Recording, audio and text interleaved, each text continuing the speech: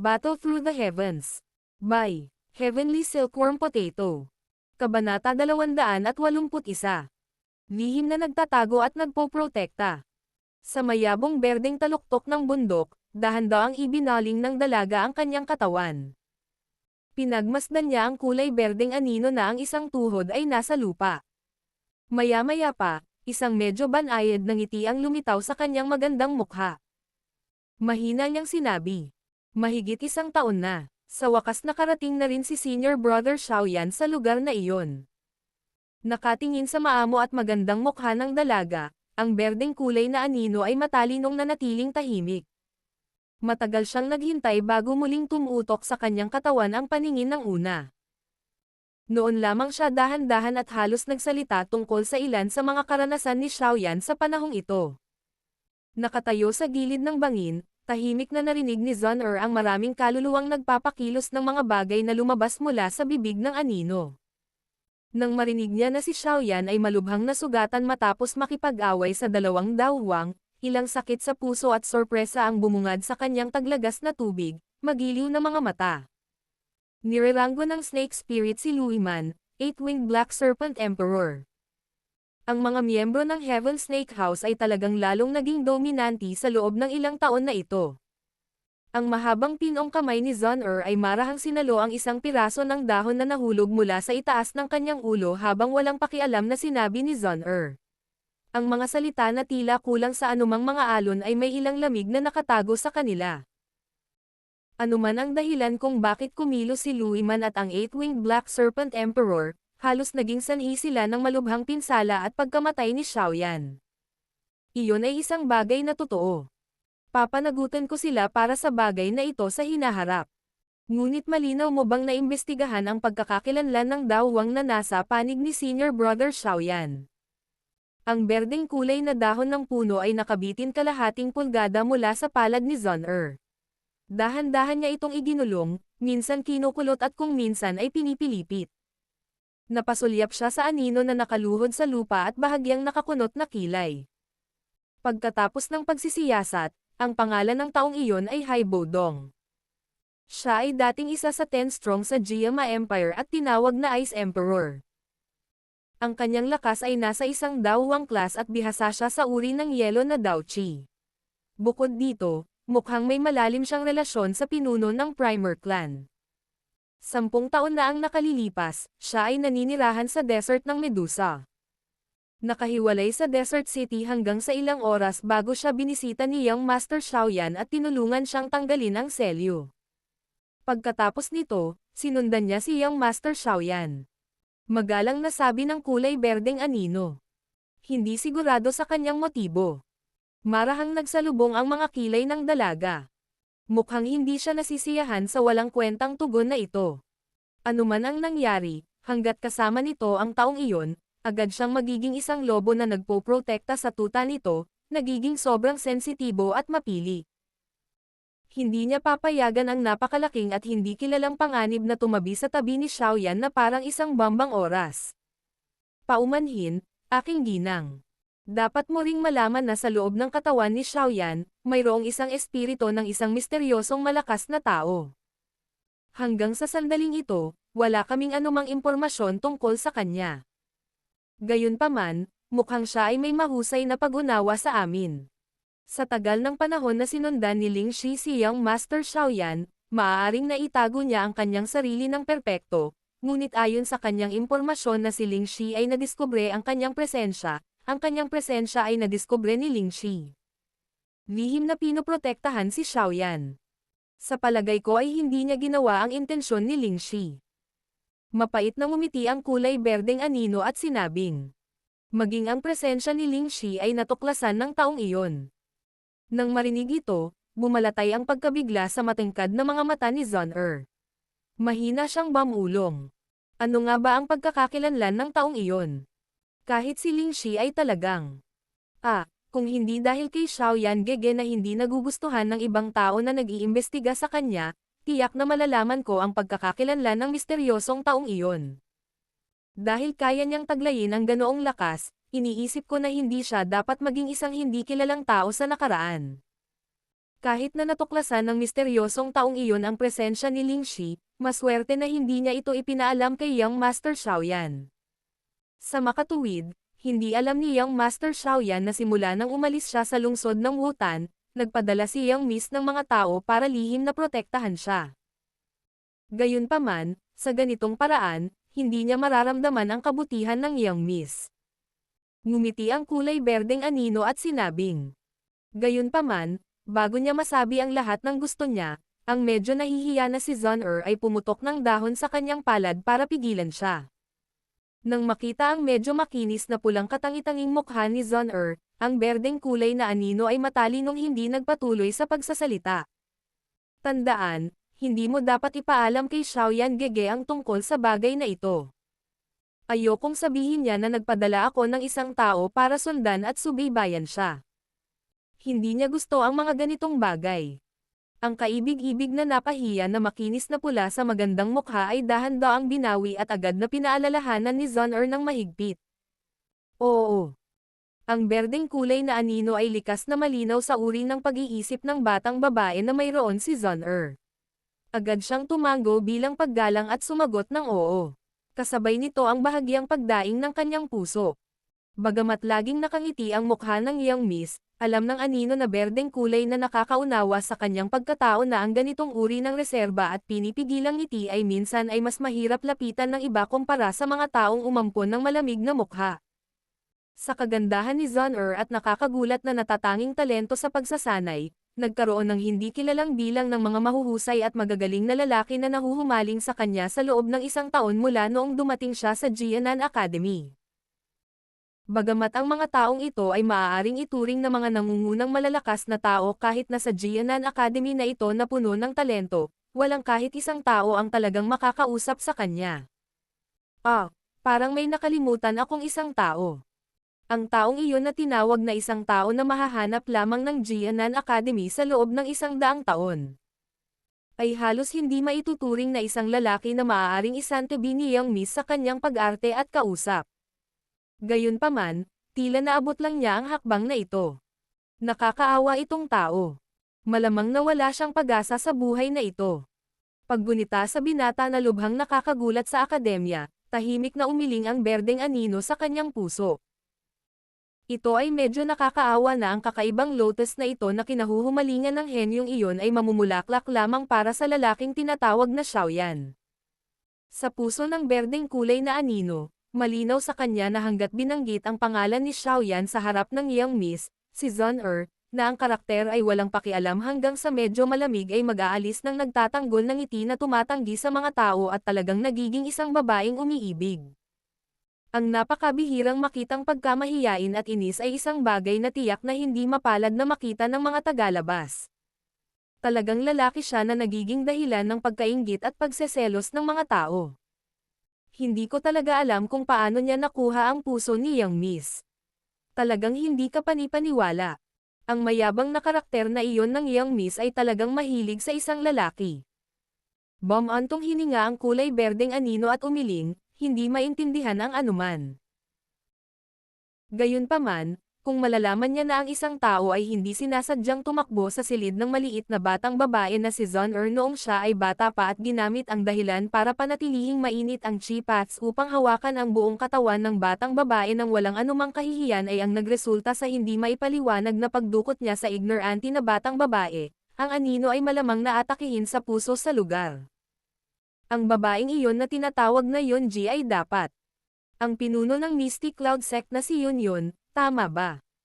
Hindi sigurado sa mga iniisip ng anino sa kanyang harapan, si Zon na ang puso ay random na nag-i-imagine ng mga bagay-bagay, sumulyap sa anino na nakaluhod sa lupa at biglang nagtanong ng mahina. Nang marinig ang tanong na ito, bahagyang naging matamlay ang kulay berdeng anino. Ayon sa impormasyong natanggap niya, natural niyang nalaman na ang relasyon ni Xiaoyan at ng babaeng tinatawag na Yunji ay medyo hindi natural. Sa pagkakataong iyon, mapait siyang ngumiti at tumango. Sabi niya, siya talaga ang pinuno ng Mystic Cloud Sect, si Yun. Bagamat nasa puso na niya ang sagot, hindi pa rin maiwasan ni Zon na mapabuntong hininga matapos itong makumpirma. Medyo interesante ang ekspresyon ng mukha niya. Pagkaraan ng ilang sandali, umiling siya at sinabing may mapait na ngiti. Mukhang tanga si Senior Brother Xiaoyan. Hindi ba halata ang mga bagay na ito? Kapag pumunta ka sa Misty Cloud Sect sa hinaharap, gusto kong makita kung paano mo pinangangasiwaan ang komplikadong relasyon na ito. Young Miss, ang babaeng iyon ay tila, patungo kay Xiaoyan. Hindi pa nakumpleto ng berdeng kulay na anino ang kanyang pangungusap nang mapagtanto niyang bahagyang tumahimik ang magandang mukha ng binibini sa kanyang harapan. Kaagad, nagmamadali at matalino niyang nilunok ang mga salitang nakarating sa bibig niya. Mali ang iyong naramdaman. Ang mahinahon at walang pakialam na boses ng dalaga ay may mahinang hinanakit na maaaring maramdaman. Oo, oo. Pinunasan ng kulay berdeng anino ang malamig niyang pawis at nagmamadaling tumango. Hindi na siya naglakas loob na ilabas ang bagay na ito. Bagamat alam niyang pambihira ang katayuan ng dalagang nasa harapan niya, babae ito kahit gaano pa siya kapambihira. Para sa isang babae, ang pagiging seloso. Tila isang talento na hindi maalis-alis. Magpadala ng mensahe kay Lingxi. Sabihin sa kanya na lihim na protektahan si Senior Brother Xiaoyan kapag pumunta siya sa Misty Cloud Sect. Napatay niya ang First Elder ng Mo Clan. Siguradong hindi siya papayag ang umalis ng mga matigas ang ulo ng Misty Cloud Sect para maprotektahan nila ang reputasyon ng Misty Cloud Sect. Pinagdikit ni Zon ang kanyang kilay at sinabing. At pansinin din ang Haibo Dong sa tabi niya. Pakiramdam ko ay mahirap intindihin ang kasama. Kung may anumang pagbabago sa sitwasyon, hayaan mo si Lingxi. Pagkatapos sabihin hanggang sa puntong ito, ang maislan na kamay ni Zon ay dahan-daang humiwalay sa walang laman na hangin sa kanyang harapan. Isang medyo nakakatakot na malamig at mahigpit na tingin ang nakapaloob sa kanyang magandang mukha. Oo. Nang makita ang sitwasyon, magalang na tumango ang kulay berdeng anino sa kanyang ulo. Tama. Ayon sa sinabi mo, na ang seven-colored heaven swallowing python ni Senior Brother Xiaoyan ay ang nasa panig dapat ay si Reyna Medusa, tama ba? Sabi ni Zon habang hinihila ng kanyang maselang kamay ang itim na buhok sa kanyang noo. Oo, ngunit ang kasalukuyang Reyna Medusa ay tila napigilan ng espiritu ng seven-colored heaven swallowing python. Kung gusto niya itong kontrolin muli, marahil ay kailangan niyang maghintay para sa isa pang yugto ng panahon. Gayunpaman, kapag nakontrol na ni Queen Medusa ang katawan ng seven-colored heaven swallowing python, pagkatapos ay lulendag siya at maging isang Daozong, magiging Daozong. Kulay berdeng anino ang nagpahayag ng kanyang mga iniisip. Hindi ko inasahan na may lahat ng nakakatakot na bambang ito na nakalagay sa gilid ni Senior Brother Xiaoyan. Ang sakit ng ulo. Walang magawang umiling si Zon habang hinihimas ang malinis na noo. Nag-isip siya saglit bago sinabing.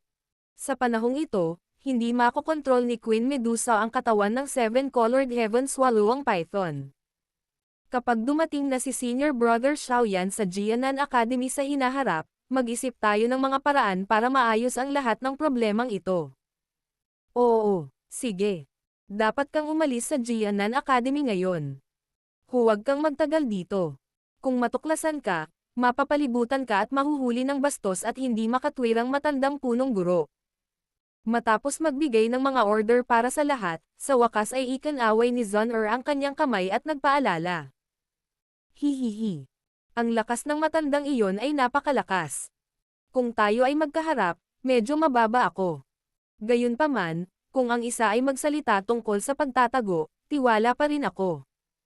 Ngumiti at tumango ang kulay berdeng anino. Muli siyang yumoko ng may paggalang kay Zon bago tumalikod at tumalon. Natunaw talaga siya sa puno sa tabi niya. Bahagyang yumanig ang puno at agad na tumahimik. Pagtingin sa anino na nawala, dahan-daang inikot ni Zon ang kanyang katawan. Pinagmasdan niya ang ulap na bumabalot sa bangin. Ilang sandali pa, ngumiti siya ng matamis. Nakakaloka ang ngiti niya. Senior Brother Xiaoyan. Ang iyong improvement sa isang taon na ito ay nakakagulat kahit kay Zon Pagkatapos pumunta sa Misty Cloud Sect, dapat kang pumunta sa Jianan Academy. Medyo malungkot si Zon dito. Battle Through the Heavens. Kabanata 282.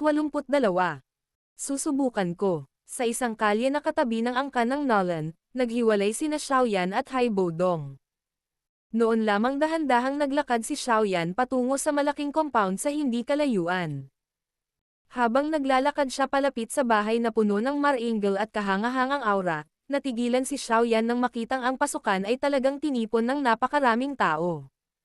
Bukod dito, ang mga taong ito ay nakasuot ng alchemist robe at ang ilang matingkad na kulay pilak na alon sa kanilang mga dibdib ay buong pagmamalaki na nagpahayag ng kanilang katayuan at antas.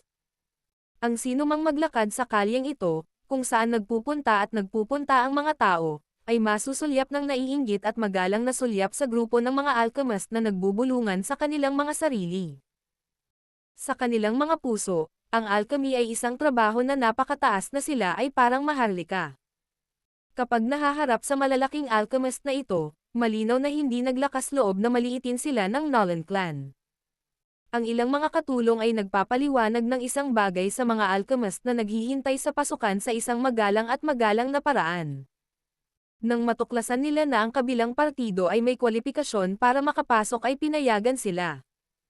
Ang ilan sa mga alchemist na ang kakayahan ay may ilang problema ay maaari lamang tanggihan ng nakangiting mukha ng mga katulong. Bagamat ang gayong pagkilos ay naging sanhi ng pagkadismaya ng mga alchemist na nablock, nang maisip nila ang lakas ng Nolan clan at ang relasyon sa pagitan ni Nolan Yanran at ng Misty Cloud Sect, maaari lamang nilang ibuhos ang kanilang kalungkutan, alisan ng alikabok ang kanilang mga manggas, at umalis. Matapos titigan ng ilang sandali ang pasukan, napagtanto ni Xiaoyan na ang alchemist na pinayagang pumasok ay tila isang Tier 3 alchemist. Sa kabilang banda, ang alchemist na tinanggihan ay Tier 2 kasama ang ilang Tier 1 na alchemist na dumating upang sumali sa kasiyahan. Ibinaba ni Xiaoyan ang kanyang ulo at sinulyapan ang Tier 2 alchemist badge sa kanyang dibdib. Walang magawa siyang umiling, itinaas ang kanyang paa at naglakad patungo sa main door na mahigpit na binabantayan. Sa pagtulak sa karamihan ng tao, si Xiaoyan ay humakbang pasulong. Nagmamadaling lumapit ang isang matandang lalaki, na tila may katungkulan ng kasambahay. Gayunpaman, nang makita niya ang batang hitsura ni Xiaoyan at ang Tier 2 alchemist badge sa kanyang dibdib, isang pagkabigo na medyo mahirap maramdaman ang sumilay sa kanyang nalilitong matandang mata. Bagamat ang edad ng kabilang partido ay naging sanhi ng pagkabigla sa kanya, ang antas na ito ng Xiaoyan ay hindi umabot sa minimum na kinakailangan. Bagamat medyo nabigo ang kanyang puso, natural na hindi magiging tanga ang matandang lalaki na nagtrabaho bilang kasambahay sa angkan ng Nolan sa loob ng mga dekada upang ipakita ito sa kanyang mukha. Kaagad, nagpakita siya ng isang magiliw na ngiti at tumawa. Itong little brother. Ako ang Nolan clan housekeeper. Sa tingin ko ay dapat kang narito upang subukan kung maaari mong gamutin ang Nanlanjia old sir ng aming clan, hindi. Tumanggaw si Xiaoyan. Hindi siya hayagang nagsalita. Ang kanyang ordinaryong mukha, ay may kakaibang anyo dahil natatakpan ito ng ice silk dough, medyo nakaramdam ng yelo. Ang halos malamig na ekspresyon ni Xiaoyan ay naging dahilan ng pagkaligalig ng matanda. Ang ganitong uri ng saloobin ay medyo naiiba kumpara sa iba pang mga alchemist. Pagkaraan ng ilang sandali, walang magawa siyang nagsabi. Pasensya na, little brother. Sa pagkakataong ito, ang aming requirement ay isang Tier 3 o mas mataas na alchemist. Ikaw. Mukhang hindi nakaabot sa requirement, di ba? Ang antas ng isang tao ay hindi maaaring kumatawan sa lahat. Ang boses ni Xiaoyan ay pinigilan ng kanyang sarili hanggang sa medyo namamaos. Ang mahinahon nitong tono ay naging dahilan ng bahagyang pag-igting ng mga kilay ng matanda. Nang makita ang walang magawang mukha ng matanda, umiling si Xiaoyan. Kinuha niya ang sulat ng rekomendasyon ni Yafei mula sa kanyang storage ring at ibinigay ito sa una. Ipinasok ang kanyang mga kamay sa kanyang manggas, mahina niyang sinabi. Dapat mong iwasang burahin ang huling maliit na pagkakataon na natitira sa iyong old sir. Ang antas ng isa, ay hindi maaaring kumatawan sa lahat. Hindi ba't si Pilking Guhi ay nabigo rin na pagalingin ang iyong old sir? Dahil sa sinabi ni Xiaoyan, bahagyang nagbago ang mukha ng matanda. Matapos matanggap ang sulat ng rekomendasyon at makita kung sino ang nagrekomenda sa alchemist na ito, hindi niya maiwasang medyo mamangha habang inangat niya ang kanyang ulo upang sulyapan si Xiaoyan. Matagal siyang nag-isip bago nagdikit ang mga ngipin at tumabi para gumawa ng paraan. Pagharap sa mga gwardya sa pintuan, sumigaw siya sa mahinang boses. Umalis ka, sir, mangyaring pumasok. Sana po ay mapagaling mo talaga ang ating old sir. Kung ganoon ay pangmatagalan kang magiging kaibigan ng aming Nolan clan. Bahagyang yumoko ang matanda kay Xiaoyan. Dahil sa pagpapakita noon ni Xiaoyan, talagang napuno ng paggalang ang mga salita ng matanda. Bahagyang tumanggo si Xiaoyan. Wala pa ring ekspresyon ang mukha niya. Walang ibang sinasabing kalokohan, dahan-dahan siyang pumasok sa main entrance at nawala sa natulala na paningin ng lahat. Pagkapasok sa pangunahing pasukan, isang magandang babaeng katulong ang nagmamadaling lumabas mula sa isang sulok. Pagkatapos nito, malumanay siyang nagsalita ng ilang salita kay Xiaoyan bago pinona ang daan mula sa harapan. Sumunod si Xiaoyan sa likod ng babaeng katulong ng hindi mabilis o mabagal. Nilaybat ng kanyang tingin ang marangyang mansyon na ito. Ang matayog na kapaligiran ng mga gusali ay naging dahilan upang siya ay palihim na tumanggo. Walang binanggit na iba, ang Nolan clan na ito ay isa nga sa tatlong malalaking clan ng Jiama Empire. Ang malaking yaman na ito ay isang bagay na hindi kailanman maihahambing ng angkan ng Xiao. Naglalakad sa isang maliit na landas na sementado ng berdeng kulay na mga pira-pirasong bato, ang mga mata ni Xiaoyan ay biglang nanliit. Mula sa kanyang sentido, maraming nakatagong mga tingin at espiritual na lakas ang lumabas mula sa mga nakatagong sulok habang siya ay pumasok ng mas malalim sa loob ng Nolan clan, na kinukunan ang bawat aksyon ni Xiaoyan sa kanilang mga mata. Walang pag-iingat na itinaas ni Xiaoyan ang kanyang ulo at ang kanyang tingin ay random na naanod sa bubong ng isang gusali. May ilang maitim na anino na nakatago sa kadiliman ng lugar. Maraming matalas na ulo ng palaso na pininturahan ng itim upang takpan ang refleksyon mula sa araw ay dahan-daang gumagalaw sa loob ng mansyon. Anumang maliit na senyales ng gulo ay agad silang magsasanhi ng pag-atake. Talagang mahigpit ang depensa. Bahagyang sumimangot si Xiaoyan at walang magawang umiling. Inangat niya ang ulo at pinagmasdan ang isang marangyang malaking bulwagan na lumitaw sa dulo ng maliit na daanan. Ang kanyang tingin ay dumaan sa hindi nakakabit na pinto at bahagyang nakita niya na medyo maraming tao ang nakatayo sa loob nito. Habang dahan-dahan siyang naglalakad papasok sa bulwagan, may ilang malalambot at pribadong bulong na ibinubugbog mula sa loob. Marahan niyang itinulak ang pinto, biglang huminto ang malalamang na bulong sa bulwagan. Pagkatapos nito, maraming mga tingin ang itinapon sa pintuan. Nang ang mga tingin ng lahat ay lumipad patungo sa Tier 2 Alchemist Badge sa kanyang dibdib, saglit silang natigilan. Agad na bumungad sa kanilang mga mata ang pagtataka. Maliwanag, nadama nilang lahat na kakaiba na ang isang Tier 2 Alchemist ay may mga kwalifikasyon upang makapasok sa lugar na ito. Lumipat ang tingin ni Xiaoyan sa malaking bulwagan. Sa maluwag na bulwagan, mayroong 10+ alchemist na nakasuot ng parehong damit na gaya ng ginawa niya. Sa kanilang mga dibdib, nakasuot sila ng 3 antas ng Alchemist Badge. Gayunpaman, ang mga Tier 3 Alchemist na ito ay halos nasa katanghaliang gulang. Sa kanila, mayroon pang ang 2 na puro puti ang ulo. Hindi pinansin ang mga kakaibang titig na iyon, dahan-dahang iginalaw ni Xiaoyan ang kanyang tingin, sa wakas ay huminto sa katawan ng isang nasa katanghaliang gulang na lalaki na nakaupo sa upuan ng pinuno sa bulwagan. Ang taong ito ay hindi nagsuot ng mahabang damit ng isang alchemist ngunit nakaupo sa isang kahanga-hangang paraan. Habang ang mga mata niyang parang tigre ay nakabukas at nakapikit, mayroon siyang kahanga-hangang paraan na hindi nabawasan kahit walang galit. Lumayo ang tingin ni Xiaoyan sa katawan ng nasa katanghaliang gulang na lalaki at sa wakas ay huminto ang pagsimangot sa magandang katawan ng isang magandang babae sa gilid. Ang babaeng ito ay hindi pamilyar kay Xiaoyan, na naging dahilan upang dahan-dahan siyang huminga sa kanyang puso. Sa tabi ng nasa katanghaliang gulang na lalaki, si Nolan Yanran na nakasuot ng moonrobe ay tahimik na nakaupo. Ang kanyang magandang mga mata ay pinagmamasdan si Xiaoyan na kakapasok lang at isang sorpresa ang bumungad sa kanyang magandang mukha. Habang nakatitig ang tingin ni Xiaoyan sa nasa katanghaliang gulang na lalaki, inilagay din ng huli ang kanyang tingin sa kanyang katawan. Nang makita ng nasa katanghaliang gulang ang batang hitsura ng una, saglit siyang natigilan.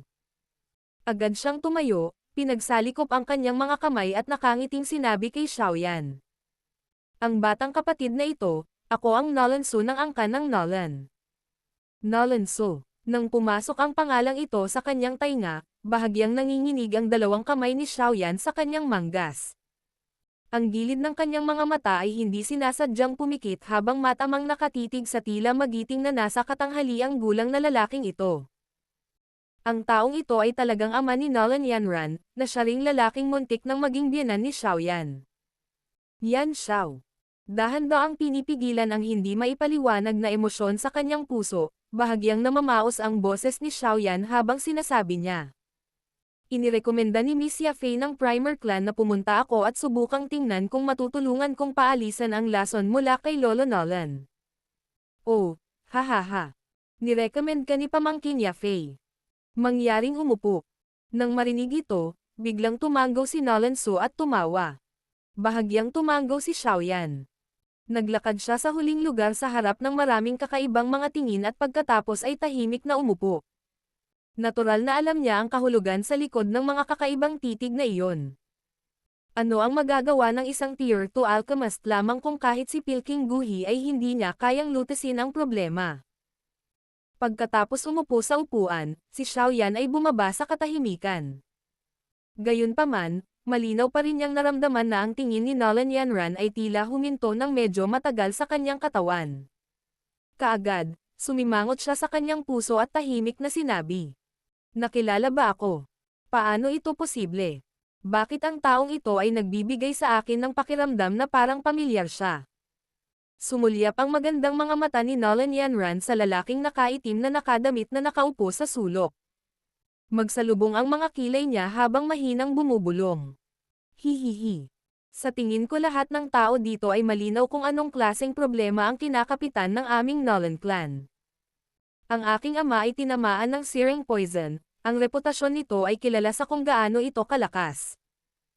Ngayon, pumutok na ang lason at sa wakas ay hindi na niya ito mapigilan. Minsan nang dumating si Pilking Guhi, ngunit wala pa rin siyang magawa. Bagamat sinabi niya na kailangang gumamit ng Heavenly Flame para alisin ang lason sa katawan ng aking ama, sadyang napakabihirang ng isang alchemist na nagtataglay ng Heavenly Flame.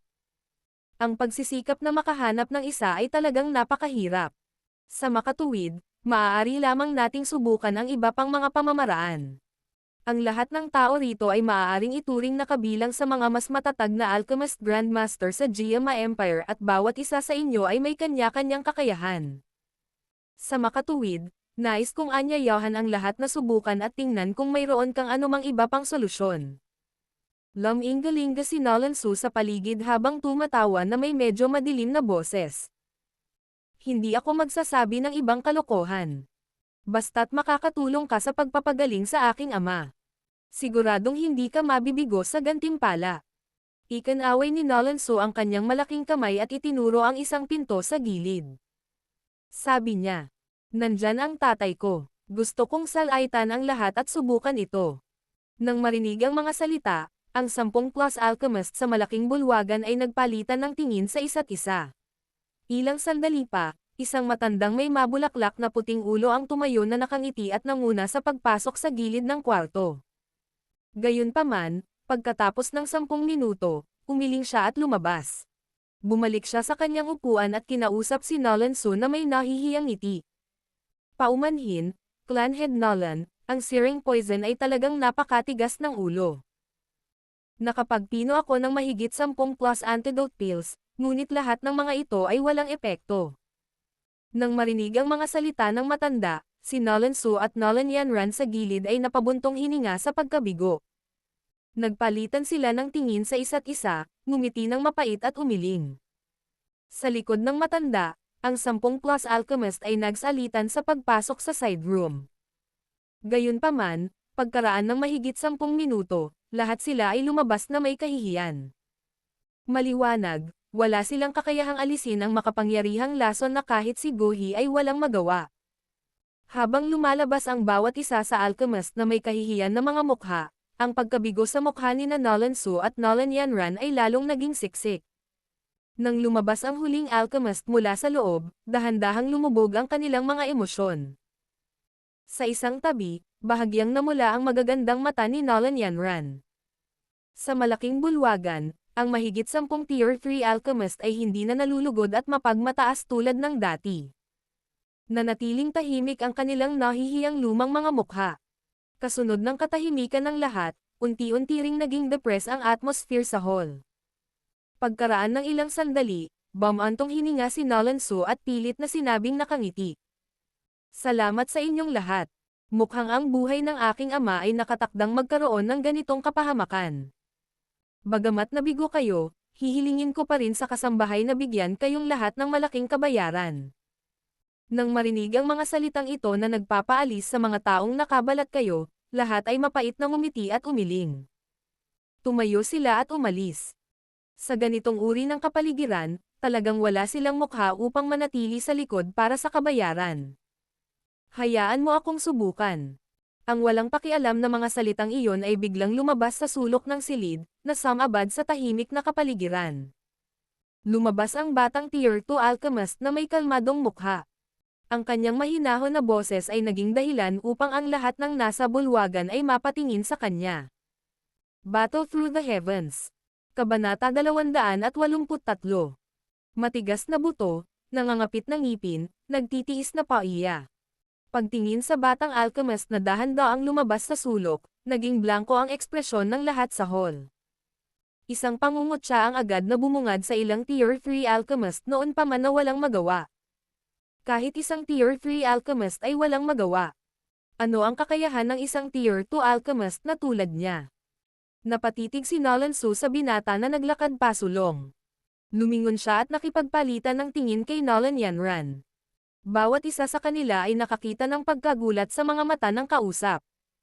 Maliwanag, ang aksyon ng batang ito na Tier 2 alchemist ay hindi inaasahan. Ang dahilan kung bakit hindi nila siya pinalabas noon ay dahil binigyan nila ng mukha si Yafei. Sa totoo lang, wala silang inaasahan para sa batang alchemist na ito. Kahit na ang isa ay hindi dapat husgahan sa pamamagitan ng kanilang hitsura, ngunit ang kabilang partido ay pagkatapos ng lahat ay isang Tier 2 alchemist lamang. Ang ganitong uri ng antas ay nasa paunang yugto lamang ng kasanayang alchemist. Maaari ba silang umasa sa isang baguhan na paalisan ang searing poison na kahit si Pilking Guhi ay wala siyang magawa? Itong little brother, ikaw. Tumayo si Nolan Su. Bagamat hindi niya inakala na ang binata sa kanyang harapan ay may nakatagong kakayahan ngunit dahil sa nakagawian, maingat pa rin niyang sinabi. May tiwala ka ba na pagalingin ang aking ama? Dahan-daang naglakad si Xiaoyan sa gitna ng silid. Sinulyapan niya si Nolan Su at sinabing walang pakialam. Maaari ba akong magtanong, may tiwala ba si Pilking Guhi na pagalingin siya? Nang marinig ito, naging matamlay si Nolan Su saglit. Agad siyang umiling sa kahihiyan. Kung si Pilking Guhi ay nakapagpagaling sa kanya, bakit kailangan nating gumastos ng napakalaking pagsisikap na magpagamot sa lahat ng dako? Dahil kahit si Pilking Guhi ay wala siyang lubos na kumpiyansa, kung gayon hindi ba't ang mga salita na sinabi sa akin ng pinuno ng angkan ng Nolan? Ang paus na boses ni Xiaoyan ay may kaunting panunuya habang malamig niyang sinabi. Bahagyang ibinuka ni Nolan Su ang kanyang bibig. Ang orihinal niyang intensyon ay imbestigahan ang pundasyon ng binata sa kanyang harapan.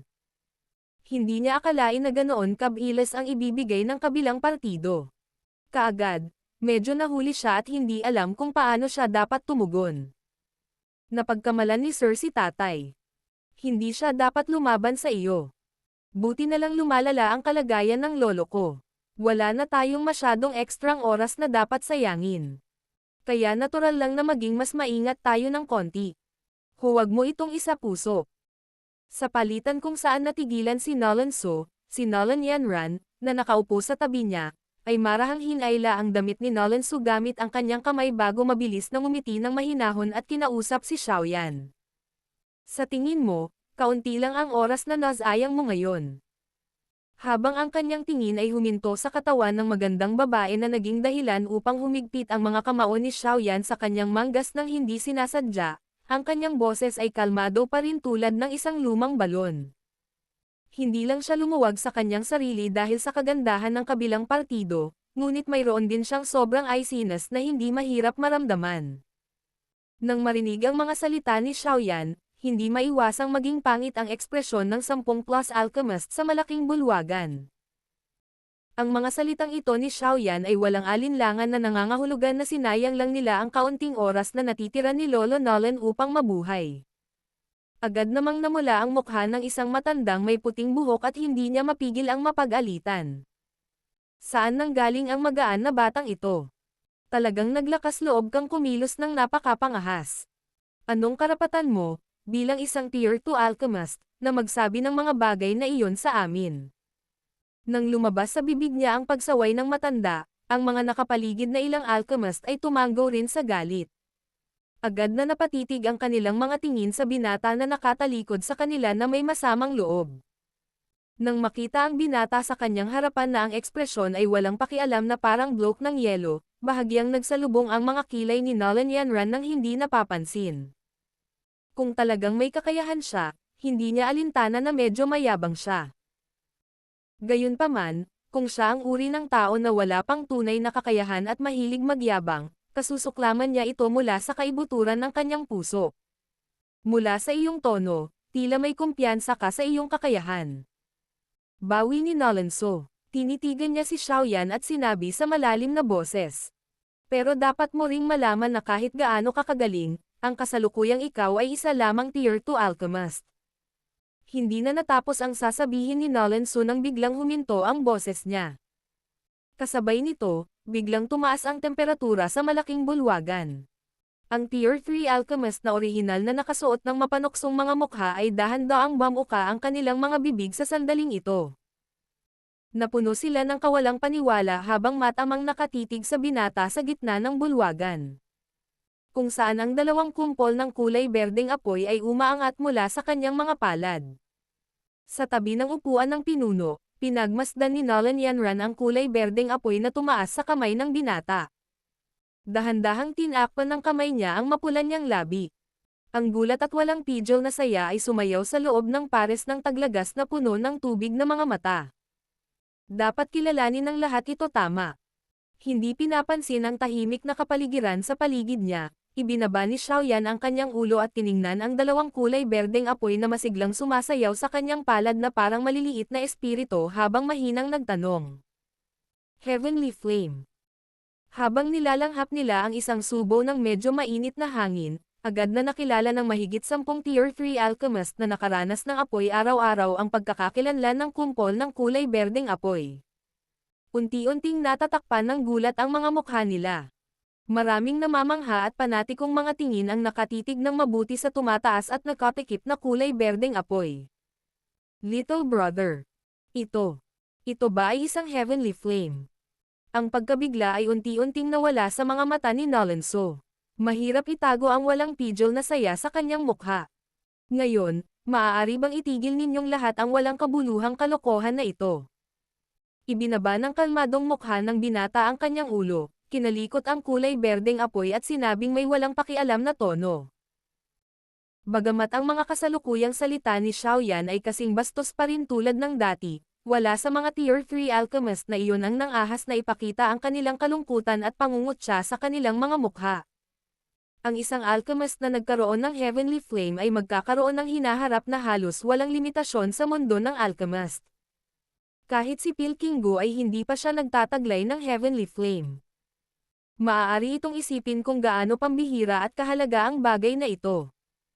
Kung gusto ng isang tao na magkaroon ng heavenly flame, hindi lang kailangan ng good luck kundi pati na rin ng malaking lakas sa likod niya bilang suporta.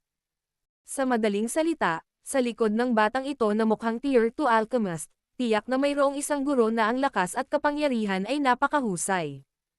Sir, hihingi ako ng paumanhin para sa aking ama kanina. Pakiusap. Pagtayo, yumuko si Nolan Yanran kay Xiaoyan. Ang kanyang kagandahang asal ay hindi nagkakamali. Hindi siya sinagot ni Xiaoyan. Sinulyapan niya si Nolan Su sa gilid na awkward na nakangiti bago nilagpasan si Nolan Yanran at tinungo ang side room. Nang makita si Xia Yan na naglalakad patungo sa gilid ng silid, si Nolan Su ay nakaharap sa gitna ng bulwagan at may ngiti sa sinabi sa 10 plus alchemist. Pagkatapos nito, ikanaway niya ang kanyang kamay at sinenyasan ang kasambahay na pagsilbihan sila bago mabilis na sumunod sa likod ni Nolan Yanran. Naglakad si Xiao Yan palapit sa side room. Isang mahina at banayad na ilaw ng lampara ang sumikat.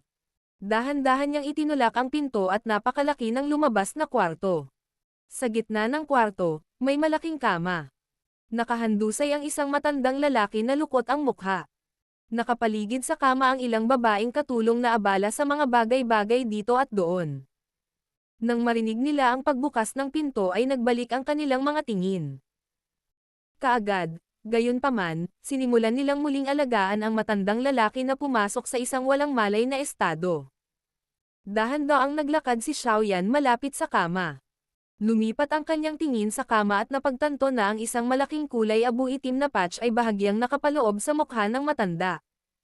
Ang tahimik na mukha na mahimbing na natutulog ay may aura ng kamatayan.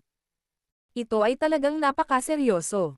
Sinulyapan ang mukha ng matandang lalaki na kalahati ang mga paa sa libingan, mahinang sinabi ni Xiao Yan.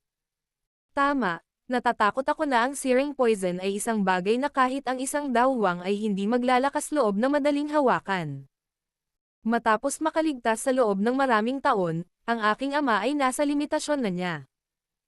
Si Nolan Su, na malapit na sumunod sa likod ni Xiao Yan ay bumantong hininga at umiling. Agad niyang sinabing maingat. Little brother, tinitingnan ang sitwasyon, mayroon bang pag-asa na siya ay gumaling? Sa tabi niya, bahagyang tumanggaw si Nolan Yanran. Isang pares ng maningning na mga mata ang matamang nakatitig sa matangkad at walang pakialam na mukha ng binata sa kanyang tabi. Wala akong ibang paraan. Kaya naman, masusunod ko lang ang paraan na sinabi ni Pilking Guhi. Ang pagpasok ng Heavenly Flame sa katawan ni Old Sir at dahan-daang ilalabas ang lason. Umiling si Xiao Yan at mahinahong sinabi. Kung ganoon, hindi ba magiging napakalaki ang antas ng panganib? Nang marinig ito, medyo nag-alinlangan si Nolan Yanran habang mahina niyang sinabi. Wala akong kahit 50% pagkakataon na magtagumpay. Tamad na nagsalita si Xiao Yan. Sinulyapan niya si Nolan Yanran sa gilid, na medyo nagbago ang magandang mukha, at malamig na tumawa. Sa tingin ko sa kalagayang ito ni Old Sir, sa palagay ko ay hindi na siya tatagal ng higit sa 2 araw. Gusto mo bang hayaan siyang mamatay sa pahirap ng lason o gusto mong makipagsapalaran at tingnan kung siya ay maliligtas?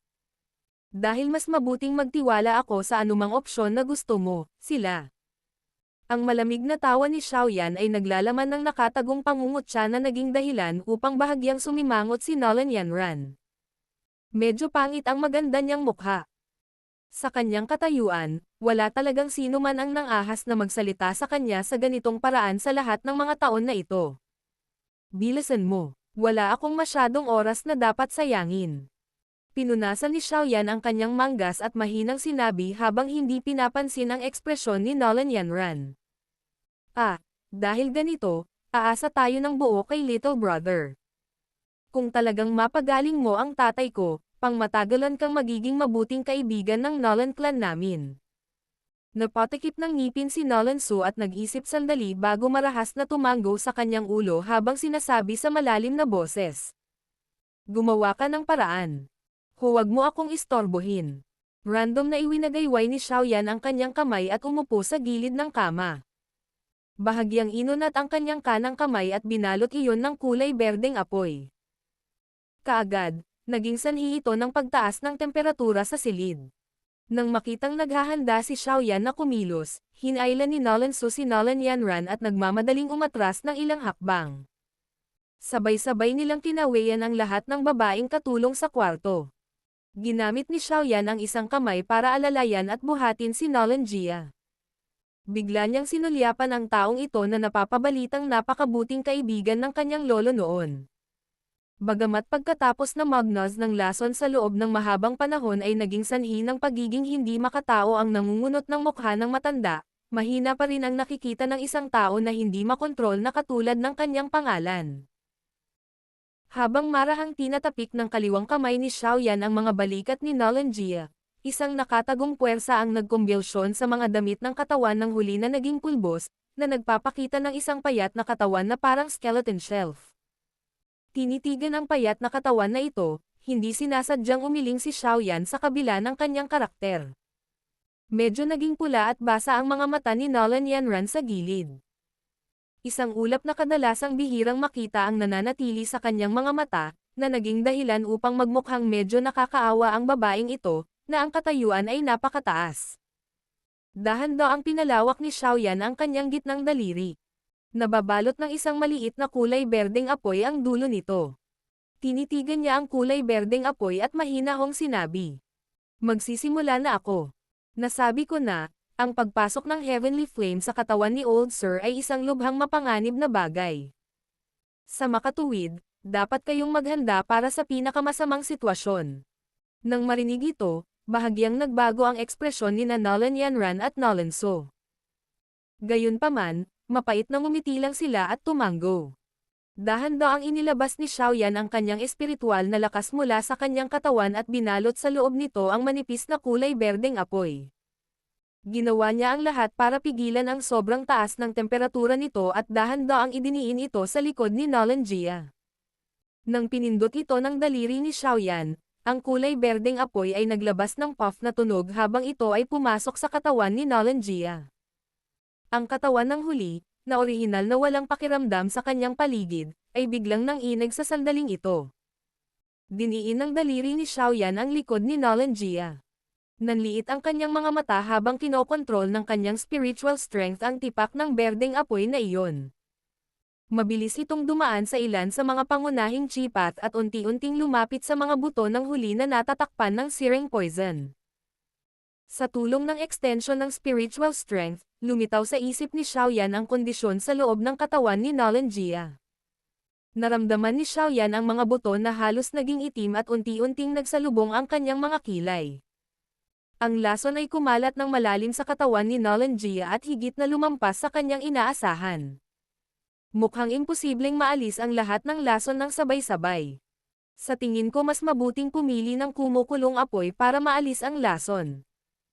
Ungol ni Xiaoyan sa kanyang puso. Pagkatapos nito, ang kanyang espiritual na lakas ay bumalot sa berdeng kulay na apoy at dahan-dahang lumapit sa itim na buto na natatakpan ng lason. Nang malapit na ito, ang espiritual na lakas ni Xiaoyan ay nagsimula ring unti-unting mag-relax. Tahimik na nagsimulang tumaas ang temperatura ng kulay berdeng apoy. Habang tumataas ang temperatura ng kulay berdeng apoy, isang masakit na pakiramdam ang unti-unting lumabas sa orihinal na manhid na nakaharap kay Nolan Jia. Mahigpit din ang pagkakakuyom ng kanyang nangungunot na kamay at nag-agay ang mga ugat sa braso. Ang berdeng kulay na apoy na natatakpan ng espiritual na lakas ay tumigil sa pagtaas ng ito ay umabot sa isang tiyak na temperatura. Dahan-daang nilanghap ni Xiaoyan ang medyo mainit na hangin at nag-alinlangan sandali. Siya pagkatapos ay clenched kanyang ngipin at kontrolado ang berdeng kulay ng apoy hanggang sa masakop nito ang isa sa jet itim na buto. Sa kama, si Nolan Jia, na nakapikit ng mahigpit, ay biglang bumukas. Nagpakawala siya ng paos at matinding masakit na dagandong mula sa kanyang bibig. Ang kanyang mabangis at kahangahangang presensya, ay nagising na tila ito ay ang maikling sandali ng malinaw na kamalayan bago ang kamatayan. Lolo. Pagtingin sa matandang lalaki na biglang nagmulat ng kanyang mga mata at umungal, nagmamadaling sumigaw sina Nolan Yanran at Nolan So. Tinutulungan kitang ilabas ang lason. Kung kaya mong tiisin ang matinding sakit na ito, posibleng maalis ang searing poison. Gayunpaman, kung hindi mo kaya ay wala na akong magagawa. Sinulyapan ni Xiaoyan ang puno ng pawis na mukha ni Nolan Jia at mahinang sinabi. Nang marinig ang boses sa likuran niya, bahagyang iniling ni Nolan Jia ang kanyang ulo. Pinagmasdan niya ang bata at walang pakialam na mukha na iyon at ang kanyang isip ay itim. Kaagad siyang nag-igting at tumawa. Little fellow, ikaw ba ang nagligtas sa akin? Hindi ko sinabing siguradong maliligtas kita. Kung medyo wala ako sa pag-iisip, baka mamatay ka sa kamay ko. Ha. Ang buhay kong ito ay orihinal na nakuha mula sa kamatayan. Little fellow, magagawa mo ang gusto mo. Kahit napatayin mo ako, walang maglalakas loob na sisihin ka. Kumaibat ang sulok ng bibig ni Nalanjia, tinitiis ang matinding sakit sa kanyang katawan habang siya ay tumatawa sa isang magiting na paraan. Lolo, anong kalokohan ang sinasabi mo? Sa gilid, bahagyang bumuntong hininga si Nolan Yanran at sinaway ng hindi sinasadya habang nakatingin kay Nalanjia na nagising mula sa kanyang pagkakomatos. Ikaw na tandang babae. May mukha ka talagang bumalik. Sa loob ng 3 taon na ito, kung hindi ka pumunta sa Shao Clan para tapusin ang kasunduan sa kasal noon, masyado na ba akong magagalit para magsanay, na nagresulta sa searing poison na nagbawas sa akin sa ganoong estado? Galit na tinitigan ni Nalanjia si Nolan Yanran. Bago bumagsak ang kanyang galit na galit, ang sulok ng kanyang bibig, na kumikibot, ay naglabas ng panibagong tuyong alulong. Inikat niya ang kanyang ulo, tiningnan ang biglang nakasimangot na hindi pamilyar na batang estranghero at tumawa ng mapait. Little fellow, bakit biglaan? Manahimik ka. Ang nagyayelong boses ni Xiaoyan na naglalaman ng hindi mahahalata na galit ay naging dahilan para medyo natigilan ang 3 tao sa silid. Kaagad, sila ay walang magawang tumahimik.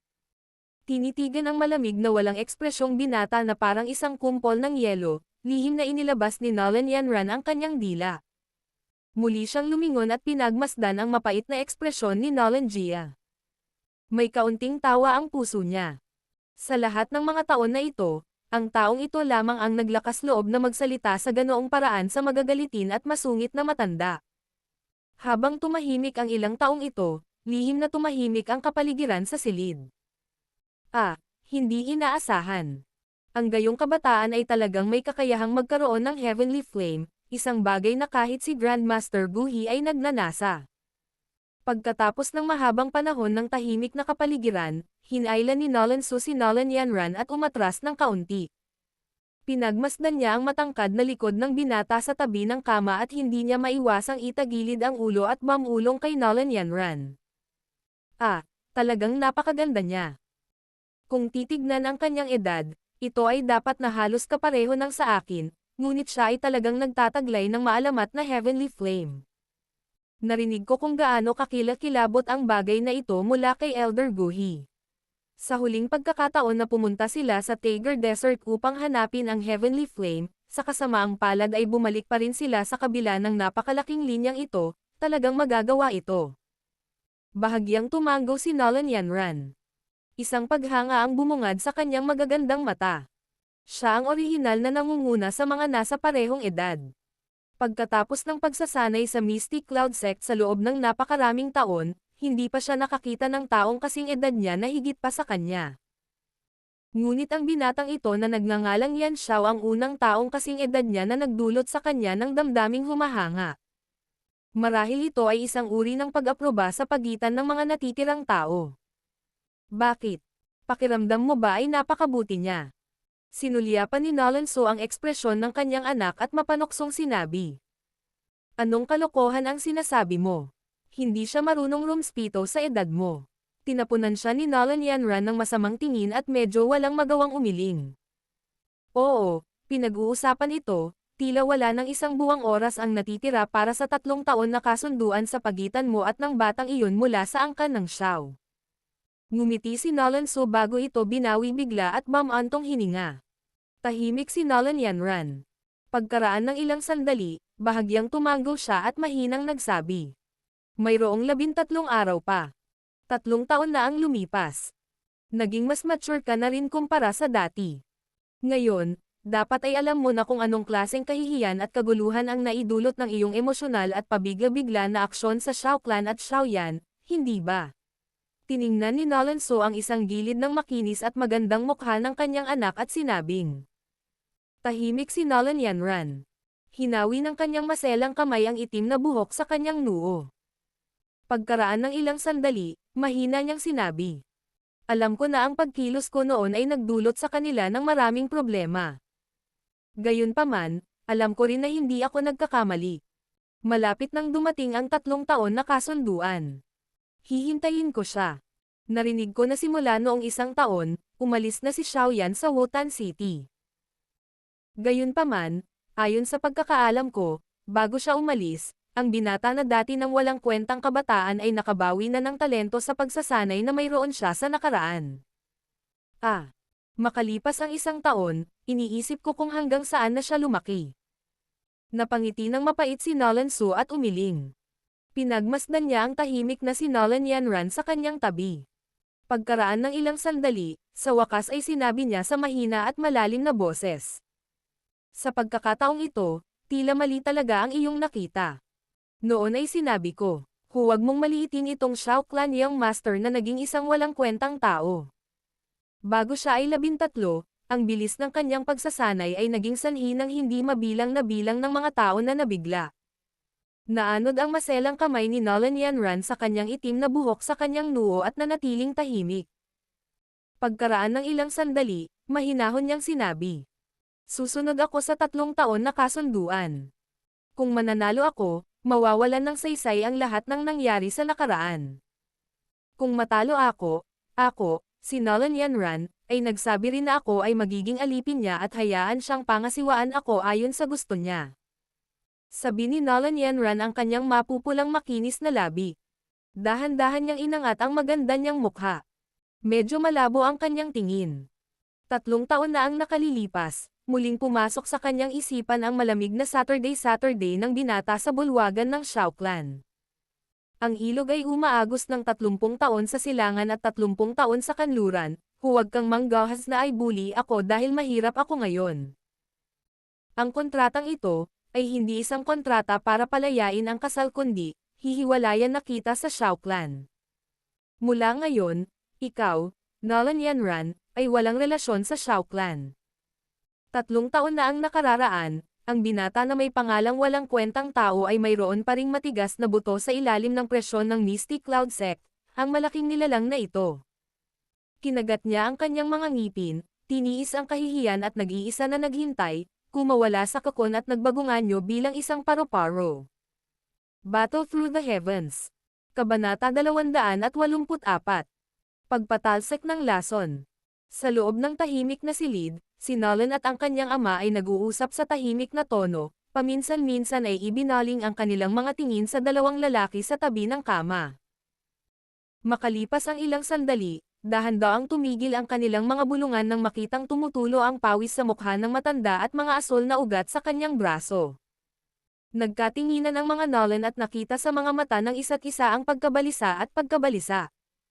Nanatiling kalmado ang mukha ni Xiaoyan sa kabila ng lumalaking pagkabalisa sa silid, ang kanyang mga daliri ay nakaturo sa likod ni Nolan Jia na bahagyang nanginginig.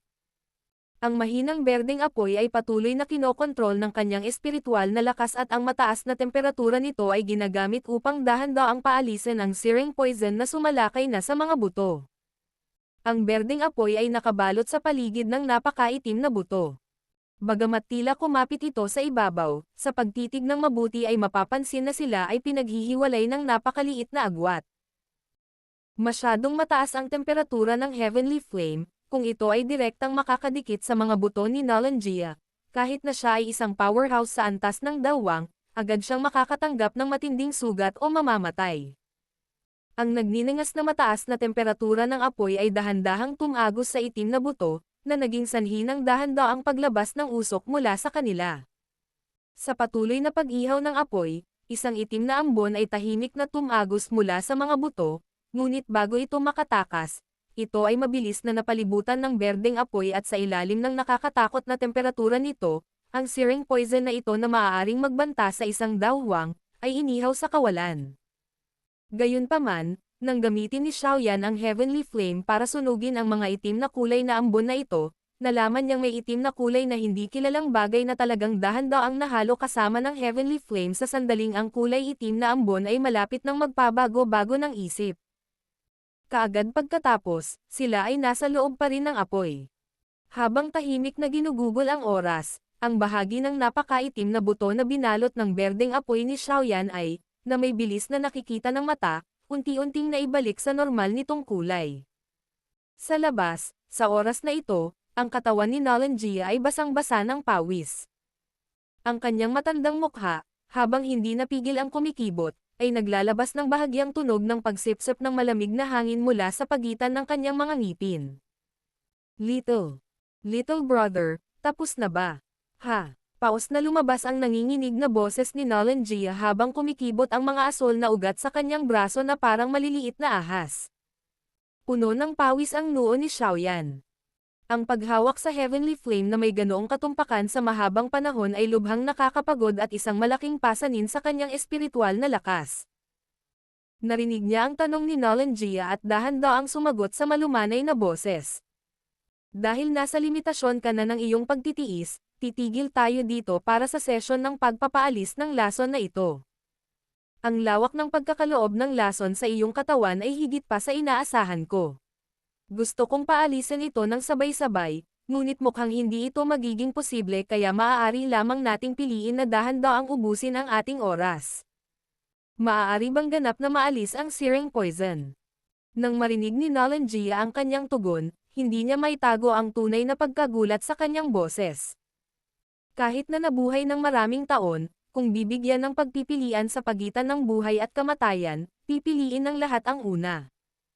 Kung titingnan ang kasalukuyang pag-unlad, ang ganap na paggamot dito ay tila hindi isang problema. Sabi ni Xiaoyan sa malamig na boses. Hahaha. Hindi ko akalain na magkakaroon ng ganoong kasanayan ang kapatid sa kabila ng kanyang murang edad.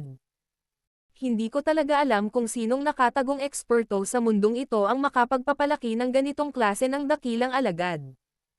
Nagmamadaling tumanggaw si Nolan Gia habang tumatawa ng paos. Pagkatapos ay gagawin natin ang inirerekomenda ng nakababatang kapatid. Oh, nga pala, ano ang pangalan ng nakababatang kapatid? Yan Xiao. Tumigil ka na sa pagsasalita, binabawi ko na ang Heavenly Flame. Kumunat ang noo ni Xiaoyan. Bahagyang ibinaluktot niya ang kanyang mga daliri at ang kulay berdeng apoy na nababalot sa buto ay nagsimulang dahan-daang umatras. Sa wakas, bumalik ito sa katawan ni Xiaoyan ng paisa-isa. Nang bumalik sa kanyang katawan ang huling tipak ng berdeng kulay na apoy, nakahinga ng maluwag si Xiaoyan. Pinunasan niya ang malamig na pawis sa kanyang noo. Biglang nagbago ng bahagya ang mukha niya pero agad din naman itong nakabawi. Nagkukunwaring walang nangyari, sumulyap si Xiaoyan sa dulo ng kanyang daliri na naging itim. Itinikom niya ang kanyang mga labi at ipinasok muli ang kanyang mga kamay sa kanyang manggas nang walang nakakapansin. Little brother Yan Xiao, paano ito? Tinitigan si Xiaoyan na tila tumigil sa pagpapalabas ng lason, si Nolan Su ay nagmamadaling humakbang pasulong ng 2 hakbang at nagtanong. Tatapusin natin ang paggamot ngayon dito. Sa pag-unlad na ito, sa tingin ko ay mangangailangan tayo ng hindi bababa sa 7 araw upang maalis ang lahat ng lason. Si Xiaoyan ay sumulyap kay Nolan Gia, na ang mukha ay mukhang mas maganda kaysa dati, habang binibigkas niya ang kanyang iniisip. Little brother, maramaing salamat. Hanggat kaya mo pang pagalingin ang aking ama, ang Nolan clan ay tiyak na magbibigay ng kabayarang hindi mabibigo. Sa pagtitig sa bahagyang kinang sa matandang mukha ni Nolan Gia, sa wakas ay nahulog ang bigat na nakadiin sa puso ni Nolan Su. Ang kahalagahan ng Nolan Gia sa Nolan clan ay katulad ng kahalagahan ni Mo Cheng sa Mo clan. Bagamat hindi luluhod ang Nolan clan kung mawawala ang supporting beam na ito, ang distansya na mayroon ito sa iba pang 2 malaking clan ay tiyak na unti-unting mahihiwalay. Bukas, itutuloy ko ito. Aalis na muna ako sa ngayon. Sinulyapan ni Xiaoyan ang kulay ng langit sa labas, tumalikod at kinausap si Nolan Gia. Munting kapatid, para makaligtas ng kaunting gulo, bakit hindi ka pumunta at manatili sa tahanan ng angkan ng Nolan? Nang marinig ang mga salita ni Xiaoyan, nagmamadaling ngumiti si Nolan Gia at magiliw na sinabi. Hindi na kailangan iyon. May sarili akong mga bagay na dapat ayusin. Walang pakialam na umiling si Xiaoyan. Hindi niya pinansin ang tatlo, itinaas niya ang kanyang paa at naglakad patungo sa labasan. Dahil ganito, babae, pumunta ka at tingnan mo ang kapatid natin. Nang makitang si Xiaoyan ay umalis ng napakadeterminado, si Nolan Gia ay pansamantalang nawalan ng malay. Agad siyang walang magawang utos. Sige. Bahagyang tumanggaw si Nolan Yanran, tinitigan ang manipis na likod sa harap niya bago dahan-dahang sumunod. Habang dahan-dahang naglalakad si Xiaoyan sa maliit na daanan na sementado ng mga pira-pirasong bato, nakatitig siya sa harapan ng walang ekspresyon ang mukha. Parang wala ang Nolan Clan Princess na sumusunod sa tabi niya. Palibhas ay magkabalikat si Xiaoyan, paminsan-minsan ay sumulyap ang mga mata ni Nolan Yanran sa binata na hindi siya pinapansin. Ang kanyang magandang mukha ay maaaring kalmado, ngunit siya ay medyo natigilan at medyo nanlumo sa kanyang puso. Bagaman hindi talaga siya nag-aalala, ito pa rin ang unang pagkakataon sa napakaraming taon na siya ay hindi pinapansin sa ganoong paraan. Inisip niya noong una na ang kanyang karakter ay lubos na ipinagmamalaki. Hindi niya inaasahan na mas mayabang pa pala itong taong nasa harapan niya. Gayunpaman, malinaw din na alam ni Nolan Yanran na kahit na ang binata sa kanyang harapan, na tinatawag na Yan Xiao, ay mayabang, mayroon talaga siyang kapital na maging ganoon. Sa murang edad, nagawa na niyang kontrolin ang nakakatakot na Heavenly Flame na kahit isang dawwang ay labis na kinatatakutan. Sapat na para sa kanya na magtagumpay sa henerasyong katulad niya. Kaya naman, kahit si Nolan Yanran ay hindi maiwasang makaramdam ng paghanga kasabay nito ay medyo nakaramdam siya ng kaba. Yan Xiao, kahit na hindi ako sigurado kung paano itinataboy ng isang alchemist ang lason, ngunit ang pagpasok ng nakakatakot na Heavenly Flame na iyon sa katawan ng isang tao ay dapat mangailangan ng napakatumpak na kakayahan sa pagkontrol ng apoy, tama ba? Ang kakayahang kontrolin mo na ito ay mukhang mas malakas kaysa sa maraming Tier 3 alchemist na nakita ko. Sa wakas ay hindi nakayanan ni Nolan Yanran ang nakapanlulumong kapaligiran at nanguna sa mahinang pagtatanong. Siguro. Si Xiaoyan ay patuloy na tumingin sa harapan, ang kanyang boses ay napakalamig at walang malasakit. Kung gayon, bakit hindi ka pumunta at kumuha ng pagsusulit para sa isang Tier 3 alchemist? Ang paglalagay ng lakas sa dibdib para malinaw na makita ng lahat. Ang ganitong uri ng aksyon. Hindi ako kasing tanga niyan. Ang tamad na malambing na boses ni Xiaoyan ay naglalaman ng pangungutya. Bahagya niyang itinagilid ang ulo at sinulyapan ang dibdib ni Nolan na mahigpit na nababalot ng kulay moon na damit. Kaagad, binalik niya ang tanong. Hindi ba't wala ka rin suot na rank badge? Sinabi ng guro na ang tinatawag na rank badge ay isang huwad na anyo lamang. At saka, kahit ako ay hindi sigurado kung saang klase ang aking lakas. Masyado itong umaanod pataas at pababa. Nakangiting sabi ni Nolan Yanran. Masyadong umaanod pataas at pababa. Ano ang ibig mong sabihin? Nang marinig ito, bahagyang gumalaw ang puso ni Xiaoyan habang siya ay mahinang nagtanong ng hindi nag-iiwan ng bakas. Paumanhin, hindi ko mailalabas ang ilan sa mga sikreto ng Mystic Cloud Sect. Si Nolan Yanran ay umiling sa bahagyang paghingi ng tawad at hindi ibinunyag ang dahilan. Bahagyang pinagdikit ang mga kilay ni Xiaoyan bago agad na nag-relax. Tahimik siyang tumango habang naglalakad na may magagandang hakbang. Lumipat ang gilid ng kanyang mga mata kay Nolan Yanran sa tabi niya na medyo elegante ang mga yabag habang naglalakad. Saglit siyang nag-alinlangan. Pagkatapos ang kanyang espiritual na lakas ay biglang dahan-daang lumabas sa kanyang katawan at binalot sa kanya, gustong subukan kung maaari niyang suriin ang kanyang tunay na lakas. Bagamat sinabi ni Yao Lao na mayroong isang bagay sa Nolan Yanran na pumihil sa pagsisiyasat gamit ang spiritual strength, nais pa rin ni Xiaoyan na personal na kumpirmahin ito. Ang espiritual na lakas ni Xiaoyan ay nananatili sa katawan ni Nolan Yanran. Maya-maya pa, tahimik siyang napabuntong hininga sa kanyang puso. Mula sa kanyang sentido, ang ibabaw ng kanyang katawan ay tila natatakpan ng isang layer ng energy film na ganap na naghihiwalay sa probong spiritual strength. Matapos dahan-daang bawiin ang kanyang spiritual strength, biglang kumunat ang kilay ni Xiaoyan. Ibinaling niya ang kanyang ulo at tinitigan si Nolan Yanran na kalmadong nakatingin sa kanya. Ang kanyang kamao sa ilalim ng kanyang manggas ay bahagyang humigpit nang sabihin niya sa mahinang boses. Ano ang nangyari? Mukhang nag-aalala si Mr. Yan Xiao sa aking lakas.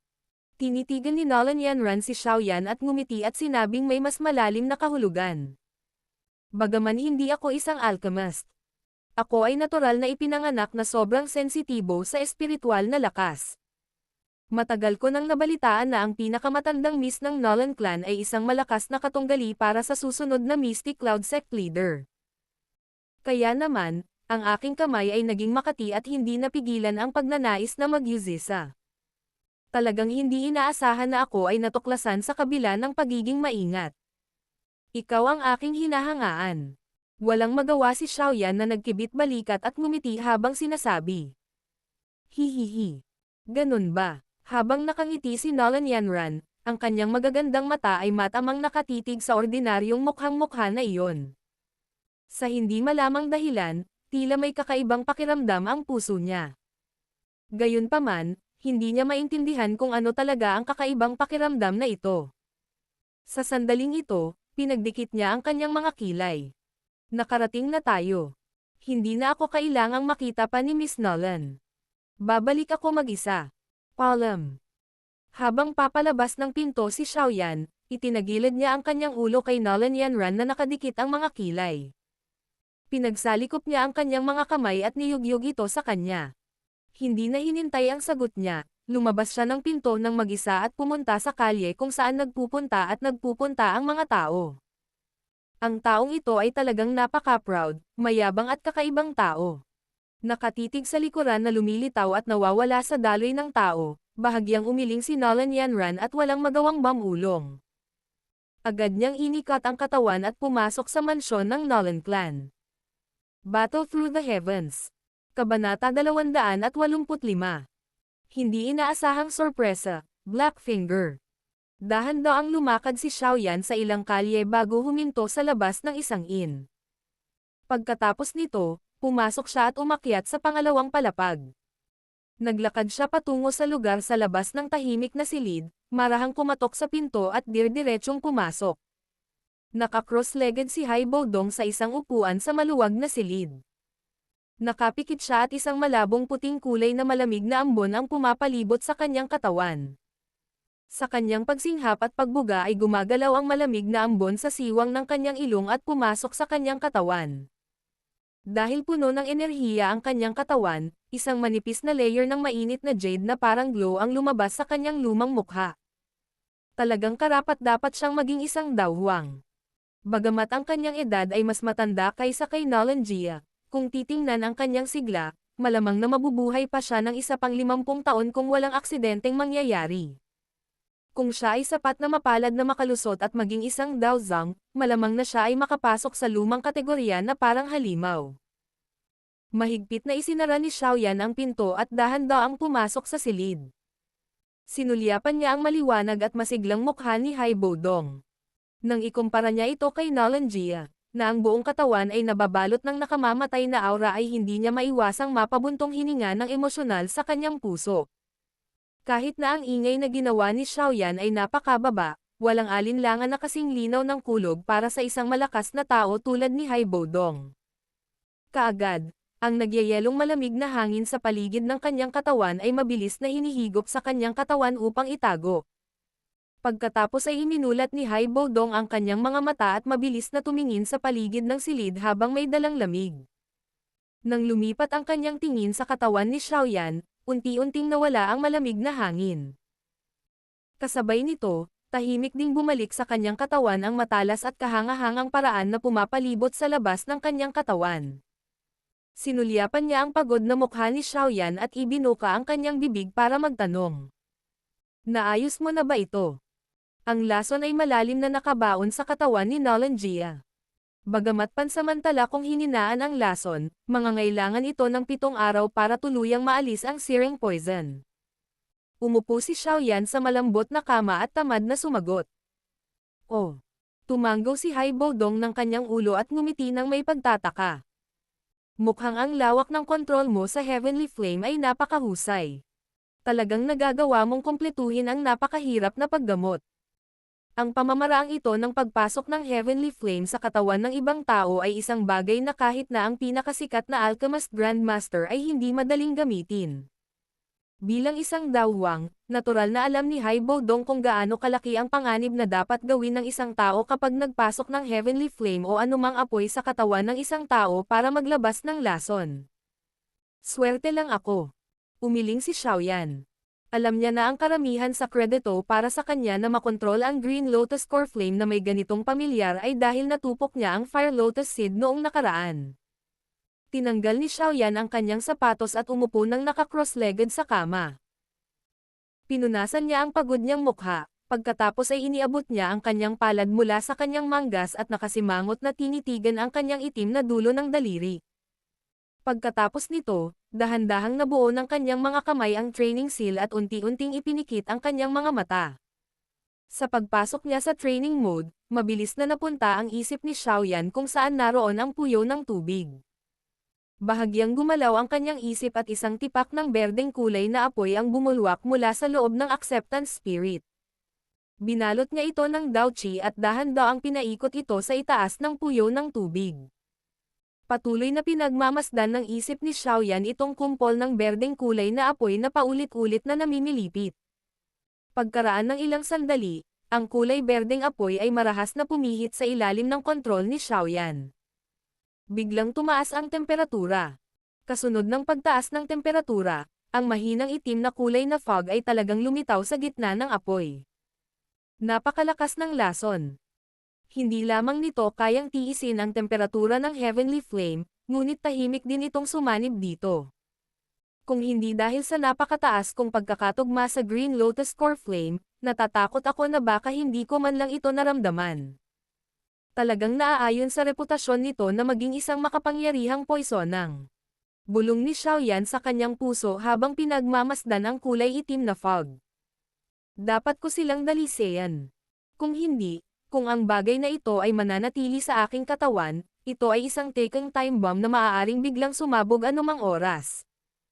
Ang resulta. Nag-isip si Xiaoyan saglit, nababalisa sa kanyang isipan. Ang kulay berdeng apoy na nakabalot sa itim na fog ay nagsimulang magiba-iba na tila ito ay bula. Ang mainit na temperatura ay paulit-ulit na tumaas. Habang pinalalabas niya ang lason para kay Nolan Jia, ang temperatura ng Heavenly Flame ni Xiaoyan ay naging katamtamang antas lamang dahil sa takot niya na hindi niya sinasadyang masunog si Nolan Jia bilang abo. Ngayong nililinis na niya ang lason na fog sa sarili niyang katawan, natural na hindi niya kailangang maging ganoon kaingat dahil sa lawak ng kanyang compatibility sa apoy. Habang mabilis na tumaas ang temperatura ng kulay berdeng apoy, nagsimula ring bumuo ng mga ripple ang mga kumpol ng kulay itim na fog. Gayunpaman, ang searing poison na ito ay hindi isang ordinaryong bagay kung tutuusin. Kahit sa ilalim ng ganoong kataas na temperatura, medyo matatag pa rin ito at hindi agad nawala. Sa ilalim ng pag-ihaw sa ganoong kataas na temperatura, dahan-daang lumiit ang laki ng kulay itim na fog. Sa huli, ang mga sinulid na iyon ng itim na kulay na fog ay nagsimulang magsama-sama sa isang malalim na itim na kulay na butil. Bahagyang kumikislap sa loob ng butil na parang naglalaman ito ng sumisikat na enerhiya. Ang kakaibang pagbabago ng searing poison ay naging dahilan ng pagkatulala ni Xiaoyan. Panay ang tingin niya sa kulay itim na butil na gumugulong sa kulay berdeng apoy. Mula sa pagsisiyasat ng kanyang isip, malinaw niyang naramdaman na ang kulay itim na butil na ito ay talagang naglalaman ng malakas na enerhiya sa loob nito. Ano ang nangyayari? Imposibleng magkaroon ng ganoong enerhiya ang searing poison. Walang alinlangan na bulong ni Xiaoyan sa kanyang puso. Tinitigan niyang mabuti ang maitim na butil na iyon habang ang temperatura ng kulay berdeng apoy ay biglang tumaas muli. Ang pagkahapo bilang resulta ng mataas na temperatura ay isang bagay na medyo nahirapan sa espiritual na lakas ni Xiaoyan. Habang muling nag-ihaw ang kulay berdeng apoy, sa wakas ay nagsimulang gumalaw ang kulay itim na butil. Bahagyang nanginig ang ibabaw nito at nagsimulang tumulo ang mga sinulid ng kulay itim na fog sa katawan ng butil. Pagkatapos nito, ito ay sinunog ng apoy at dinalisay sa kawalan. Ang mga thread ng itim na kulay na fog ay paulit-ulit na ibinubuga mula sa katawan ng butil. Ang kulay ng butil ay unti-unti ring naging mas matangkad na itim na kulay mula sa mas matangkad na itim. Pagtingin sa kulay ng butil na unti-unting nagbabago, nakahinga ng maluwag ang puso ni Xiaoyan. Kasabay nito ay pinataas niya ang bilis ng paglilinis. Nang ang huling hibla ng itim na kulay na fog ay tumaas mula sa katawan ng butil, ang maitim na butil ay talagang naging isang kumikislap na maputla-puting kulay na kumikinang na maliit na bilog na bola. Paikot-ikot sa tila transparent na pelikula sa ibabaw ng butil, makikita ng isa ang mga lumiligid na alon ng masaganang likidong enerhiya sa loob. Anong purong enerhiya? Natigilan si Xiaoyan habang nakatitig sa maliit na transparent na bilog na bola. Pagkaraan ng ilang sandali, bahagyang sumimangot siya at bumulong sa kanyang puso sa kanyang sarili. Sa lohikal na pagsasalita, ang isang lason na tulad ng searing poison ay tiyak na hindi magkakaroon ng ganoong purong enerhiya. Huwag mong sabihin sa akin. Ang enerhiya na ito ay sa iba. Ito ay kay Nolan Jia. Dahil sa biglaang pag-iisip ay tumalon ang puso ni Xiaoyan. Matagal bago siya kumalma. Matagal siyang nag-isip at unti-unti siyang nakaramdam ng ginhawa. Ang searing poison ay nanatiling nakatago sa katawan ni Nolan Jia ng napakatagal. Dahil sinira nito ang kanyang katawan, malamang nalalamunan din nito ang ilang Daoqi. Pagkatapos nito ay nagpatuloy sa mahabang panahon, maaaring ito ay nag-imbak ng medyo nakakatakot na dami nito. Maaaring ito ay isang bagay na maaaring ikinalungkot ni Nolan Jia ngunit para kay Xiaoyan, na hindi sinasadyang nagdala ng searing poison sa kanyang katawan, ito ay isang windfall mula sa langit.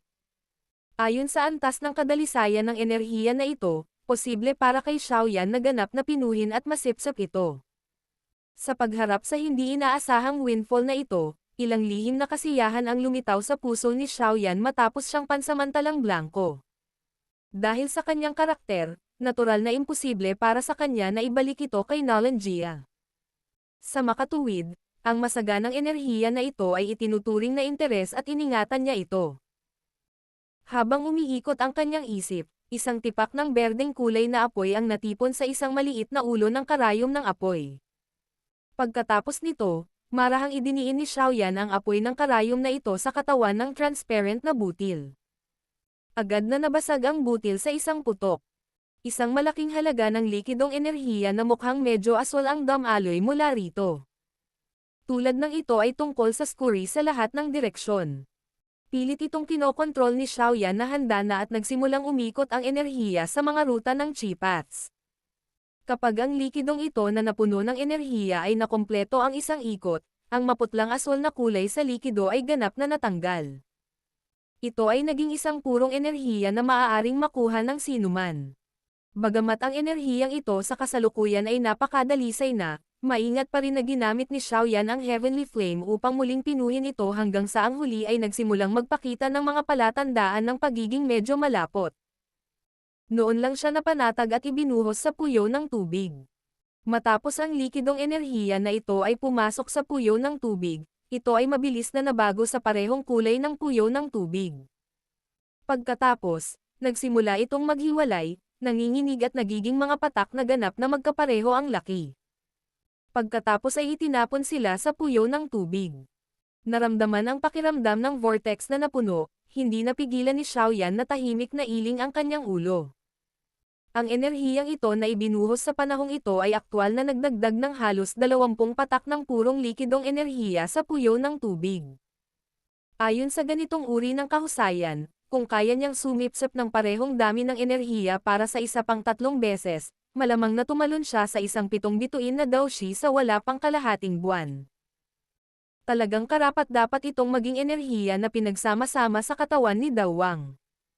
Maliit lang na bahagi nito ang talagang may kakapalan. Tahimik na papuri ni Xiaoyan sa kanyang puso. Pagkatapos nito, dahan-dahan niyang iminulat ang kanyang mga mata at dahan-daang bumantong hininga. Sa loob ng silid, matamang pinagmamasdan ni Hai Baodong si Xiaoyan. Nang makita niyang iminulat ni Xiaoyan ang kanyang mga mata, hindi niya maiwasang sabihin ng nakangiti. Mukhang lumakas ka bigla. Bagamat hindi masyadong marahas ang pagbabago ni Xiaoyan, natural na napakadali para sa Hai Baodong na nakakaramdam ng kakayahang makita ang pagbabago ng una. Oo, tinanggo ni Xiaoyan ang kanyang ulo habang ibinababa ang kanyang ulo upang makita ang kanyang daliri. Hindi sinasadyang nagbago ang kanyang mukha. Kitang-kita niya na ang dulo ng kanyang gitnang daliri sa kanyang kanang kamay ay natatakpan pa rin ng isang bilog na kulay itim. Anong nangyari? Hindi ko ba tuluyang tinanggal ang searing poison? Medyo pangit ang mukha ni Xiaoyan habang nakatitig sa dulo ng daliri na itim at sinabi sa malalim na malambing na boses. Ano ito? Nang makita ang ekspresyon ni Xiaoyan, nalilito si Haibodong. Naglakad siya pasulong. Nang makita niya ang kulay itim na daliri ay nagbago rin ang ekspresyon niya. Nakakunot ang noo niyang sinabi. Ito ay searing poison. Paano mo ito napasok sa iyong katawan? Hindi ko alam. Hindi ko inasahan na ang bagay na ito ay talagang makakatagal sa pag-ihaw ng aking heavenly flame. Imposible. Ang isang ordinaryong searing poison ay tiyak na hindi makakayanan ang heavenly flame. Tungkol sa pagbabagong ito ngayon. Marahil ay dahil ang searing poison ay nanatiling nakatago sa katawan ni Nalanjia ng napakatagal, na lumikha ng kakaibang mutation. Napakunot ng noo si Haibodong. Matagal siyang nag-isip bago dahan-dahang sinabi kay Xiaoyan. Maaari mo bang subukan at tingnan kung may mali sa iyong katawan? Tumanggaw si Xiaoyan. Ang kanyang kanang kamay ay nakalahad at nakabukas. Isang kulay berdeng Daochi ang biglang bumangon mula rito at ang mga tingin ng dalawang tao ay matamang nakatitig sa Daochi. Sa pagmamasid nilang dalawa, ang tumataas na berdeng kulay na Daochi ay gamulong saglit bago ang ilang itim na kulay na marka ay bahagyang lumitaw sa ibabaw nito. Nakapasok talaga ito sa Daochi mo. Karapat-dapat talaga itong tawaging searing poison. Nakakatakot. Tinitigan ang mga itim na kulay na marka, hindi sinasadyang umiling si Haibodong at sinabing. Ano ang nararamdaman mo? Mukhang walang mali. Sumimangot si Xiaoyan at ang kanyang mukha ay puno ng hindi pagkakaintindi. Bahagya niyang binawi ang kamay. Ang Daochi na nahawahan ng kulay itim na marka ay sumunod din sa galaw ng kanyang kamay at hindi nagdulot ng anumang pinsala kay Xiaoyan. Sa halip, naramdaman niya na ang lakas ng Daochi ay tila lumakas. Hindi ko rin alam kung ano ang eksaktong nangyayari. Ngunit kung titingnan ang sitwasyon ngayon, tila walang anumang intensyon ang searing poison na lasonin ka. Marahil. Napino na ito para magamit mo. Umiling si Haibodong at sinabing. Ibinuka ni Xiaoyan ang kanyang mga labi. Ang kanyang titig ay matamang pinagmamasdan ang berdeng kulay na Daochi na may halong itim na marka. Kasunod ng kanyang balak na lumipat, ang berdeng kulay na Daochi ay biglang namilipit. Gayunpaman, ang mga marka ng itim na kulay ay ganap na pinilit na dumami patungo sa gitnang daliri ng kanyang kanang kamay. Mula sa kanyang ugali, tila pinipilit niya itong ilabas. Ang mga marka ng itim na kulay ay dumagsa sa kanyang gitnang daliri. Ilang sandali pa, ang buong daliri niya ay naging isang hindi mapapantayang itim na kulay. Ang malalim na anyo nito ay bahagyang nagbuga ng tahimik na liwanag at lubhang kakaiba. Napaka nakakalason. Nang makita na ang daliri ni Xiaoyan ay naging maitim na itim, ang ekspresyon ni Haibodong ay nagbago ng husto. Siya ay sumigaw ng hindi sinasadya. Hindi ba't sinabi mo na napino mo na ito? Bakit mayroon pa itong napakalakas na lason? Paulit-ulit ding nagbago ang ekspresyon ni Xiaoyan. Paano niya inaasahan na ang isang simpleng pagtanggal ng lason ay talagang maglalagay sa kanya sa ganitong estado? Mukhang nasa loob ko ito at walang anumang palatandaan ng pagkagat sa akin. Pagkaraan ng ilang sandali, bahagyang umiling si Xiaoyan, na hindi nakakaramdam ng anumang mali. Itinaas niya ang kanyang gitnang daliri at biglang iniangat ang kanyang ulo para mata si Haibodong. Anong balak mong gawin? Nang makita ang kakaibang ekspresyon ni Xiaoyan, nagmamadaling umatras si Haibodong. Tulungan akong subukan kung anong uri ng epekto ang bagay na ito. Ibinuka ni Xiaoyan ang kanyang bibig at ngumiti. Kaagad, nang hindi hinintay ang tugon ni Haibodong, ang kanyang daliri ay biglang tumusok sa huli. Brat, huwag kang makipaglaro. Ito ang searing poison. Kalokohan. Paulit-ulit na umatras ang mga yapik ni Haibodong. Tinitigan niya si Xiaoyan na mabilis at biglang sumulpat. Ang tanging nagawa niya ay walang magawang sampain at iniabot ang kanyang kamay. Isang misteryosong ice mirror ang bumungad sa kanyang harapan. Dala ang charging momentum ng kanyang katawan, tinusok ni Xiaoyan ang kanyang daliri sa salamin ng yelo nang hindi umiwas o umatras. Sa punto kung saan nagkadikit ang dalawa, ang mga sinulid ng itim na singaw ay lumabas mula sa daliri ni Xiaoyan. Ang salamin ng yelo, na sapat upang harangan ang suntok ng isang Dadoshi, ay mabilis na naagnas at naging malalim na butas. Dumaan ang daliri ni Xiaoyan sa salamin ng yelo at biglang gumalaw patagilid. Ang matigas na misteryosong salamin ng yelo ay talagang nabuksan. Nang makitang napakadaling nabasag ni Xiaoyan ang kanyang ice mirror, nagbago ang ekspresyon ni Hai Bodong. Ang kanyang katawan ay umiwas sa isang tabi at siya ay tumalon sa crossbeam. Pagkatapos nito, ibinaba niya ang kanyang ulo at walang magawang umiyak kay Xiaoyan. Bastos. Hindi mo ba pwedeng paglaruan ang bagay na ito? Iyon ay searing poison. Kahit nasa lakas ko, napakahirap kung madungisan ako sa bagay na iyon. Ngumiti si Xiaoyan kay Hai Bodong. Pagkatapos ay ibinaba niya ang kanyang ulo upang makita ang kakaibang daliri. Medyo exciting ang emosyon sa mga mata niya. Ang mapanirang lakas ng searing poison ay higit na lumampas sa kanyang inaasahan. Ang kakaibang uri ng pag-atake na ito na dumating sa nakalilitong paraan ay nagdulot kay Xiaoyan na makaramdam ng kaunting takot sa kanyang puso bukod pa sa lihim na kasiyahan. Bagamat hindi mahina ang mapanirang lakas ng itim na daliri na ito, ang orihinal na anyo nito ay isang bagay na binago mula sa searing poison na kahit si Hai Bodong ay labis na kinatatakutan. Ang searing poison na ito ay maaaring kasalukuyang sumusunod sa mga utos ni Xiaoyan, ngunit paano niya malalaman kung ang nakakatakot na bagay na ito ay biglang sasabog sa hinaharap? Naaalala kung paano maging si Nolan Jia, na may lakas ng isang dawang, ay ginawang kaawa-awang paraan ng searing poison, ang sulok ng bibig ni Xiaoyan ay nagsimulang manginig ng bahagya. Nang makita ang ugali ni Xiaoyan, malinaw din kay Hai Bodong ang takot ng una. Mabilis siyang bumaba ngunit medyo napanatili pa rin ang distansya mula kay Xiaoyan. Sa isang nakakaaliw na tono, sinabi niya, "Hindi ka dapat mag-alala ng labis. Sa tingin ko ang searing poison sa iyong katawan ay dapat na sumailalim sa ilang uri ng mutation. Kung hindi, hindi lalabas ang ganoong sitwasyon. Ngunit anuman ang pagbabago nito, mayroon kang heavenly flame upang protektahan ang iyong katawan. Sa pangkalahatan, hindi ka mapupunta sa parehong estado bilang Nolan Jia. Hahaha. Siguro dapat kang magsaya. Habang nadadapa ka, talagang nagkaroon ka ng kakaibang kakayahan. Sa hinaharap, ang itim na daliring ito, ay maaaring maging sanhi ng maraming tao na mahulog sa iyong mga kamay." Sana. Napabuntong hininga si Xiaoyan at tumango lamang ng may mapait na ngiti. Kasunod ng kanyang intensyon, unti-unting hamupa ang itim na kulay sa maitim na itim na daliri. Ilang sandali pa, tuluyan na itong bumalik sa normal nitong kulay.